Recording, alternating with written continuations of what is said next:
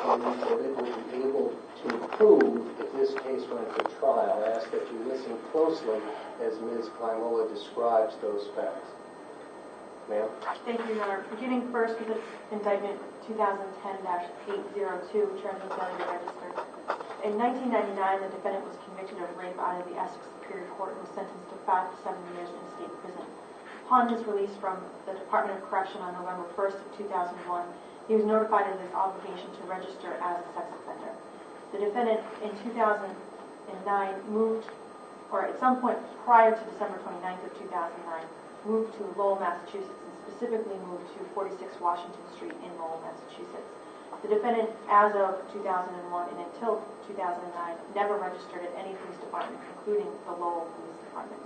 On December 29th of 2009, a detective with the Lowell Police Department attempted to locate the defendant who had warrants out for him, and she had known that he was supposed to have registered and had not. She learned that he was living at 46 Washington Street in Lowell, and when she went to that address, she found him in the basement of that address. On June 24th, turning now to indictment 2010-1225, which also charges failure to register as a sex offender, on June 24th of 2010, the defendant registered at the Lowell Police Department and listed 189 Middlesex Street in Lowell, which is a homeless shelter in the city of Lowell. On July 22nd of 2010, a detective with the Lowell Police Department went to that homeless shelter and spoke with a staff member who reported that the defendant had never stayed overnight at that shelter, that had only come in a few times for meals. The Lowell Police contacted the defendant over the phone. He said he would come to the Lowell Police Department the next day to update his registration information. As of August 13th of 2010, the defendant still had not come into the Lowell Police Department to update his registration. The police tried to reach the defendant by phone, but were only able to speak with the defendant's then girlfriend, Patricia Pack. She said that he was not available, but she would pass on a message. On August 17th of 2010, the police again checked with the homeless shelter on Middlesex Street, confirmed that the defendant was not a resident and had not appeared in the shelter for a meal since July of 2010. They then went to the defendant's girlfriend's residence at 42 Captain Drive in Lowell. They found the defendant there and learned that he had been living there. The defendant said that he had been planning to come in that day to register at the Lowell Police Department. Turning now to 2011-448, which charges arson of a dwelling, malicious burning of personal property, and 2 counts of malicious destruction of property. The defendant had been dating his girlfriend, Patricia Pack, for some time. In July of 2010, the defendant began to believe that the victim had been having an affair and cheating on him with an individual named Phil Lund, who was a co-worker of the victim's. The victim had sold a car to Mr. Lund, a Chevy Tahoe. The defendant learned that she had sold this car to Mr. Lund, and on July 23rd of 2010, he got angry and they had an argument about her relationship with Mr. Lund. The defendant made Ms. Pack drive around the city of Lowell in hopes of finding the car that she had sold to Mr. Lund. They went to several places trying to find Mr. Lund, were unable to, and finally found the car that was parked next to a building that was owned by Mr. Lund's sister. On July 23rd of 2010, when they located the car, Ms. Pack remained in the car that she had driven to that scene. She saw the defendant leave that car and approach the Chevy Tahoe, which was parked next to the building that Mr. Lund's sister owned. She saw that the defendant had with him, at the time he went to the Chevy Tahoe, a lighter. She then, some minutes later, the defendant came back to the car. They drove away. As they were driving away, Ms. Pack could see smoke starting to come from the area where the defendant had just been and the Chevy Tahoe was parked. The defendant then instructed Ms. Pack to go to a 7-Eleven where they placed a 911 call informing the fire department of the fire of the Chevy Tahoe. Fire department and police personnel arrived at the scene and found the Chevy Tahoe fully inflamed, and the side of the building that was owned by Mr. Lund's sister, Robin Lund, this plastic siding was starting to melt, and there was starting to be smoke damage inside the apartment. One of the residents whose family had been sleeping in the second floor of that apartment, of that building, had also called the police and informed them of the fire. Fire investigators from the Lowell Fire Department and the state police arrived and determined that the fire was not accidental or caused by an electrical problem, but was intentionally set. They interviewed Ms. Pack. She initially denied that she had any involvement or that this defendant had any involvement, saying that they were not in the area at the time. She later, after the defendant's arrest for assaulting her in September of 2010, told the police that she had been a witness to the arson, the defendant had been involved, and that she had lied to the police because the defendant had threatened her. She had assaulted her the day of the arson, and she was afraid that if she talked to the police that he would further assault her. The relationship between Ms. Pack and the defendant continued, and in August of 2010, she learned that she was pregnant with the defendant's child. The defendant and the victim attended doctor's appointments together in the weeks leading up to September 2nd, 2010. Turning to indictment 2010-1217, on September 2nd of 2010, the defendant and the victim went to one of the defendant's relatives' homes for dinner.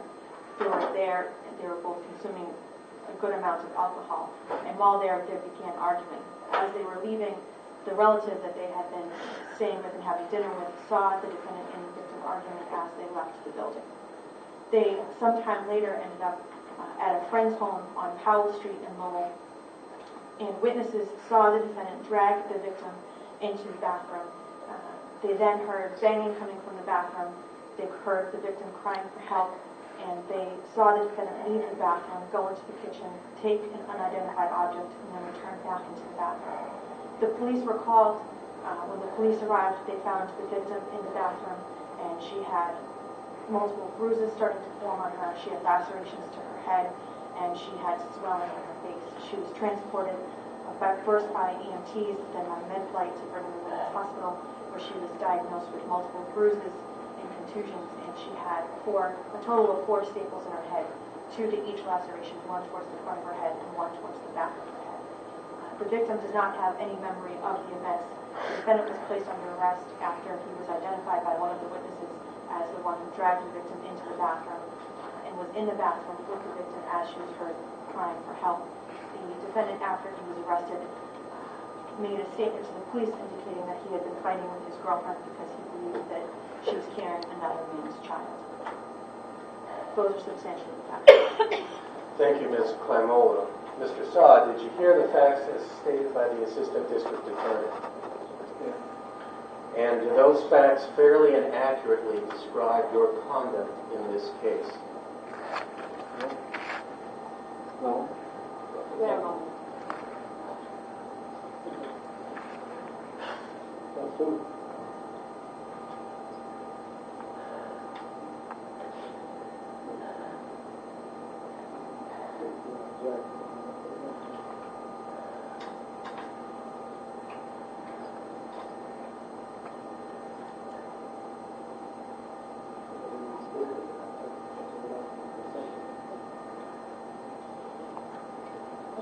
Mr. Sa has no problem pleading guilty to the assault and battery. The details, he says, are not correct, but he has no problem admitting to the assault and battery on... Mr. Sa, of the description of the events in September of 2010 that Assistant District Attorney Clamola just went through, what, if anything, that she said do you disagree with?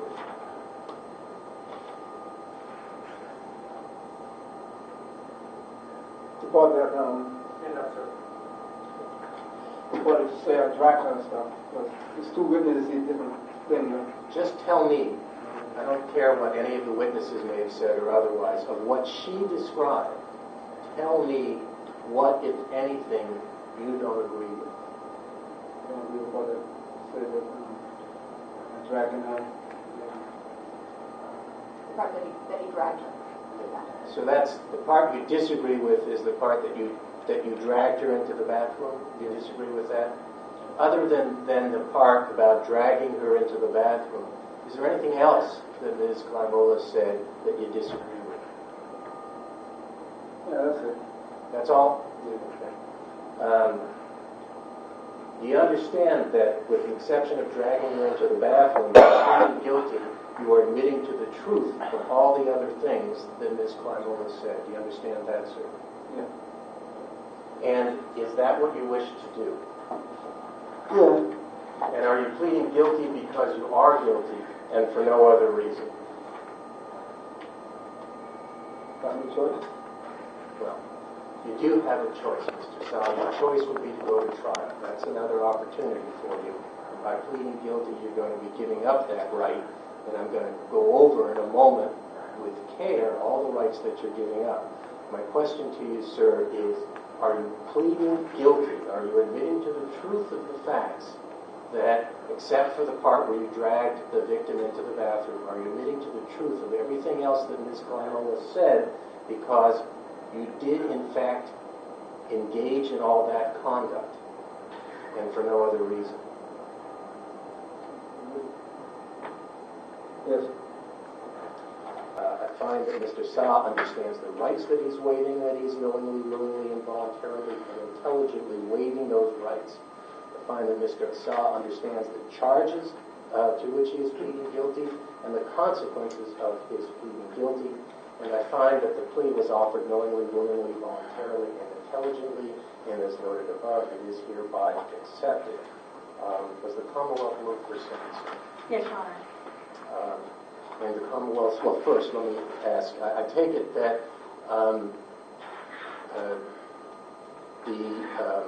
the victim in this case has been informed of the likelihood of a plea here this morning? She was informed yesterday. And she was informed of the court's present intentions with respect to its sentence? Correct, she was.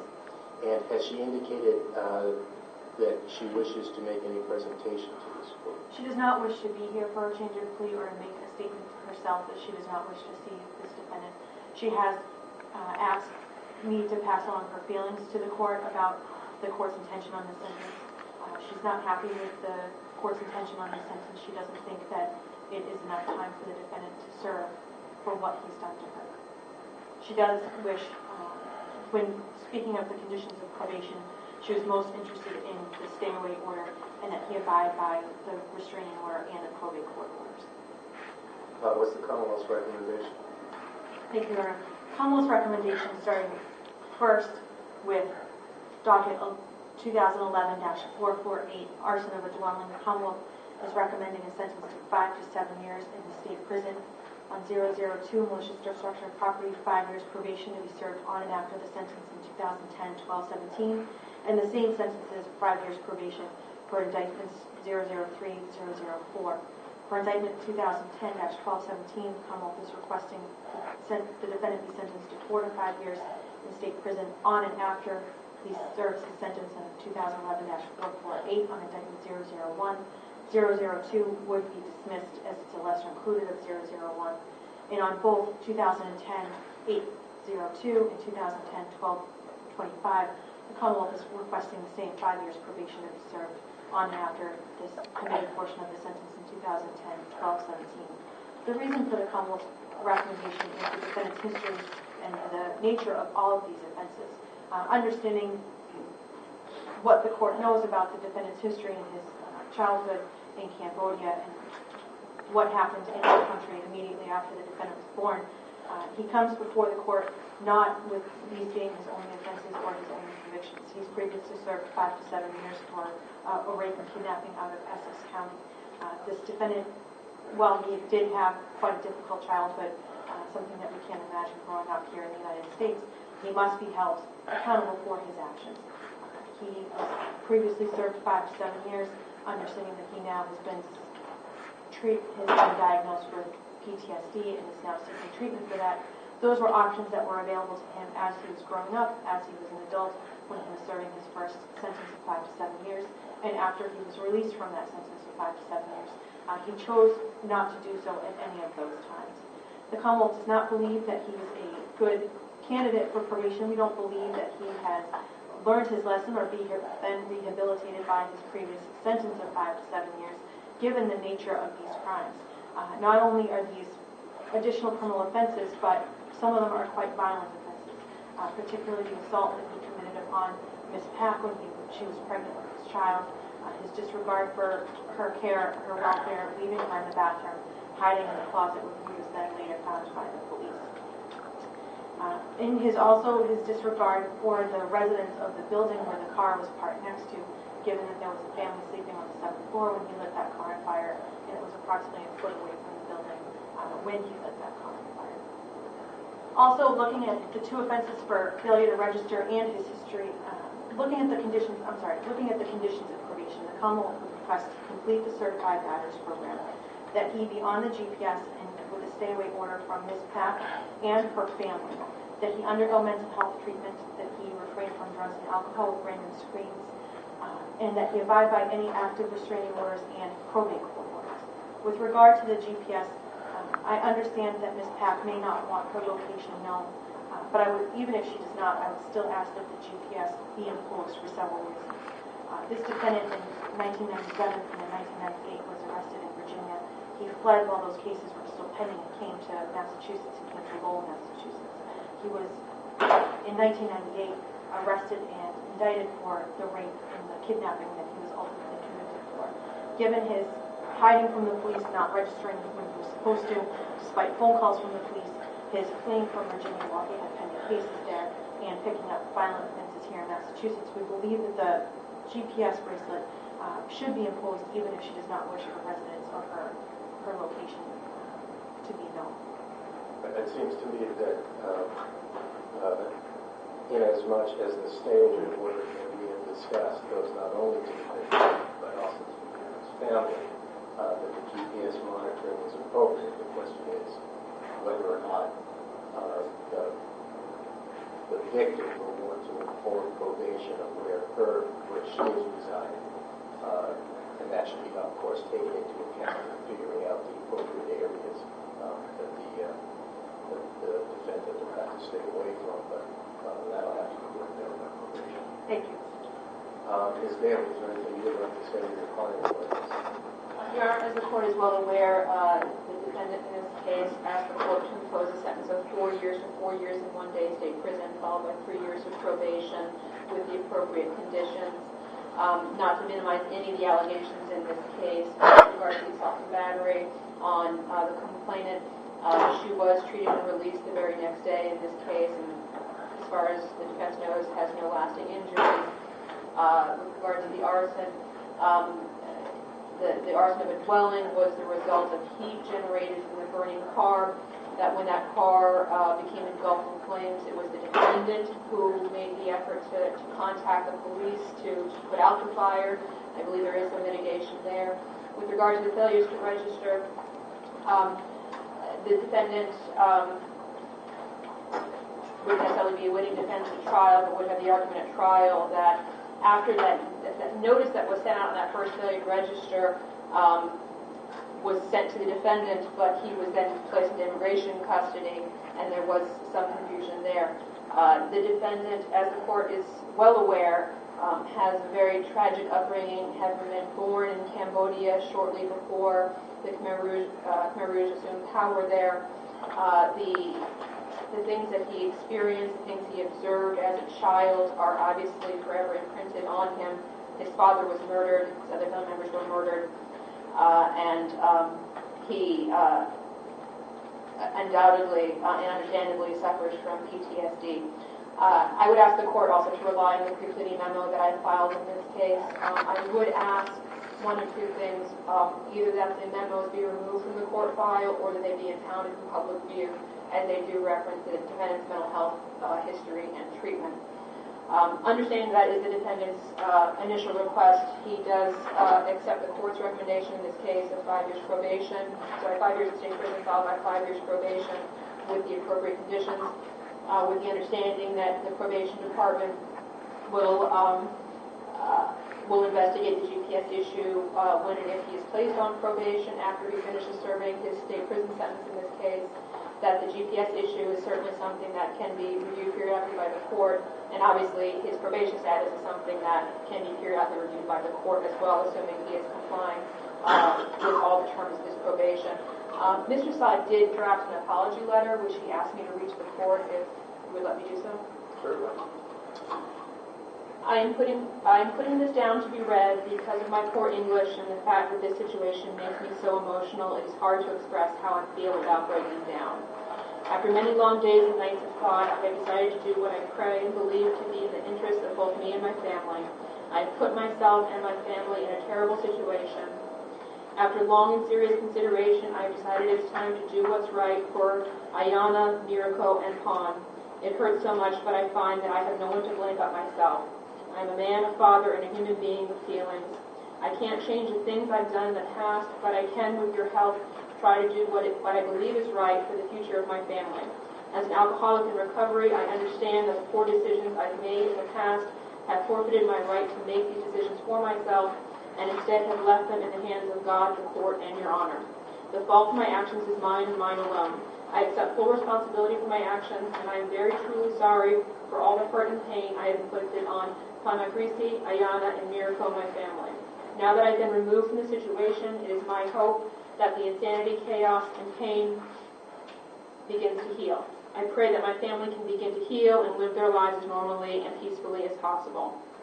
Goodbye, Pon. I'm terribly sorry for putting you through this. I'm terribly sorry for putting you through this nightmare because of my stupidity and pride. Thank you for the mercy of this honorable court. Thank you, Ms. Daly.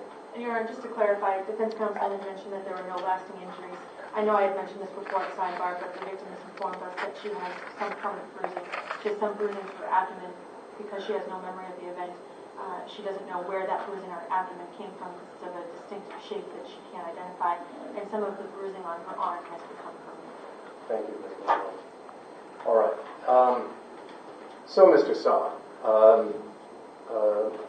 in a moment I'm going to ask Mr. Doherty to impose the sentence that I have previously gone over with your attorney, Ms. Daly, and which you understand. It does seem to me, under the circumstances, that I have some obligation to indicate to you and to the court why I've come to this conclusion. Some may think that the period of incarceration is too lenient, that it's not enough years. And I certainly, in this case, don't think that the district attorney's office was out of line with respect to their recommendation, given the nature of the violence and the risk that you caused others when you lit the car on fire. On the other hand, take the following things into consideration. First, I was very moved by the sentencing memorandum that your attorney, Ms. Daly, submitted to the court. She's done a wonderful job representing you, and you should thank her for her hard work on your behalf. What you went through in your childhood is something that we can all read about in books or see images concerning in the movies, but very difficult for any of us to have real appreciation for that. And that's something that I think needs to be taken into consideration. Now it's my understanding, based on what your counsel has informed me, that you actually have had a diagnosis of post-traumatic stress disorder and are beginning to receive therapy for it. Perhaps it would have been good to have received such a diagnosis of therapy some time ago, but the court takes that into consideration. Additionally, it seems to me that these crimes were committed during a period when you were under the influence of alcohol, and that alcohol abuse has had a lot to do with your behavior. It's my understanding that you are attempting to recover from alcoholism, a lifelong event, and I wish you good luck in it, recognizing that you are an alcoholic and that you simply cannot drink and control yourself can make a difference in the rest of your life. And then there is, quite frankly, the practical issue of whether when you complete your period of incarceration, you will be deported from this country. It's my understanding that immigration, that there's already a deportation order outstanding, and from a practical matter, if you are going to be deported, a matter that's in the hands of the federal government, not ours, it's not clear to me why the Commonwealth of Massachusetts should continue the extraordinary expense of holding you. But that's really not the principal reason that I've come up with this. It's followed, so the period of incarceration is followed by a lengthy period of probation. And I've imposed that lengthy period of probation for a few reasons. First, I think it's a matter of public safety, that you need to be able to prove to the probation officer and to the court that you can stay clean and sober, because if you begin drinking again, I suspect you will return to behaviors that you have in the past been unable to control. So I think that's incredibly important.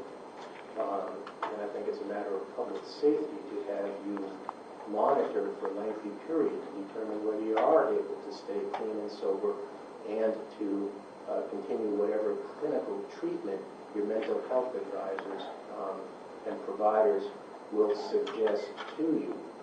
And this is important, Mr. Sa, and it's important for you to understand. You are still subject to an additional lengthy period of incarceration on the aggravated assault and battery if you violate your probation. So we have coupled what some might consider to be not enough years in jail with a lengthy period of probation and the possibility of a second lengthy period of incarceration if you're unable to meet those conditions of probation, the most important of which are, I think, staying clean and sober and, of course, staying away from the victim and all of her relatives in this case.